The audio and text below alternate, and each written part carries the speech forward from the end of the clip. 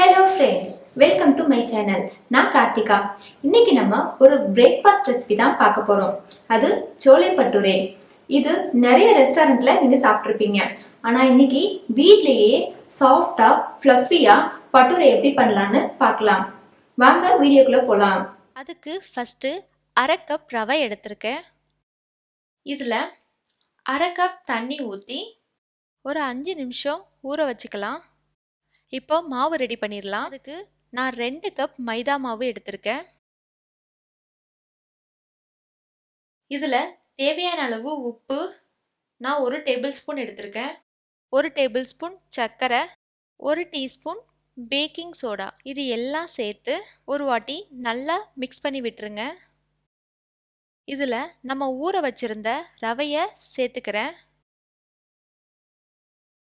இதை நல்லா ஒன்று போல் கலந்து விட்டுக்கோங்க. ரவை சேர்க்கறதுனால பட்டூரே அதிக நேரத்துக்கு பஃப்னு இருக்கும், அப்புறம் கிறிஸ்பியாகவும் சாஃப்டாகவும் இருக்கும். பாருங்கள், இந்த மாதிரி கலந்து விட்டுக்கோங்க.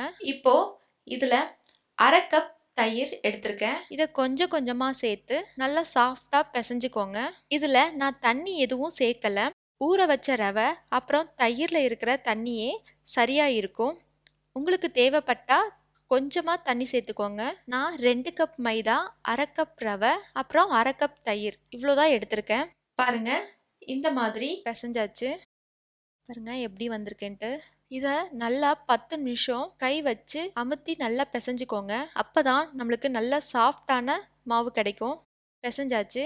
இதில் 1 டேபிள் ஸ்பூன் எண்ணெய் ஊற்றி மாவு ஃபுல்லாக ஸ்ப்ரெட் ஆகிற மாதிரி நல்லா கலந்து விட்டுக்கோங்க. பாருங்கள் எவ்வளோ சாஃப்டாக இருக்குன்ட்டு. இதை ஒரு கிளாத் போட்டு மூடி வச்சிடலாம். இது 15 மினிட்ஸ் அப்படியே ரெஸ்ட்டில் விட்டுருங்க. ஓப்பன் பண்ணி பார்க்குறேன். பாருங்கள் எவ்வளோ சாஃப்டாக இருக்குன்னு. இதை ஒரு டைம் நல்லா பிசைஞ்சு விட்டுக்கிறேன். இது பூரி மாவு மாதிரி ரொம்ப டைட்டாக இல்லாமல் நல்லா சாஃப்டாக இருக்கணும். இதிலிருந்து ஒரு சின்ன பால் சைஸ்க்கு நான் ஒரு மாவு எடுத்துக்கிறேன். உங்களுக்கு எந்த சைஸ்க்கு பூரி வேணுமோ அந்த சைஸ்க்கு மாவு எடுத்துக்கோங்க. இதை சப்பாத்தி கட்டையில் வச்சு நல்லா தேய்ச்சி எடுத்துக்கிறான். இதில் மாவு எதுவும் போட்டுட்டு தேய்க்காதீங்க.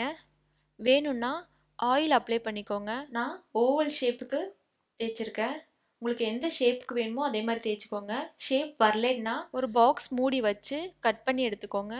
பாருங்கள், இந்த அளவு திக்னஸ்க்கு விரித்து எடுத்துக்கோங்க. அவ்வளோதான். நம்ம இப்போ எண்ணெயில் பொரித்து எடுக்கலாம். எண்ணெய் நல்லா சூடானதும் அதில் இதை போட்டுறேன். பாருங்கள் எப்படி ஃப்ளஃபியாக வருதுன்னு. இது 2 பக்கமும் நல்லா பொரிச்சு எடுத்துக்கோங்க. அவ்வளோதான். இதே மாதிரி எல்லாமே செஞ்சிடலாம். நம்ம பட்டூரே ரெடி ஆயிருச்சு. பாருங்கள் எவ்வளோ ஃப்ளஃபியாக இருக்குன்னு. அவ்வளோதான், நம்ம சோலை பட்டூரே ரெடி ஆயிருச்சு. இனிமேல் ரெஸ்டாரண்ட்டில் போய் சாப்பிடாம வீட்லேயே ஈஸியாக ரெடி பண்ணிடலாம். உங்களுக்கு இந்த ரெசிபி பிடிச்சிருந்துச்சுன்னா லைக் பண்ணுங்கள், உங்கள் ஃப்ரெண்ட்ஸ் அண்ட் ஃபேமிலிக்கு ஷேர் பண்ணுங்கள், என் சேனலை சப்ஸ்கிரைப் பண்ணுங்கள். தேங்க்யூ ஃபார் வாட்சிங்.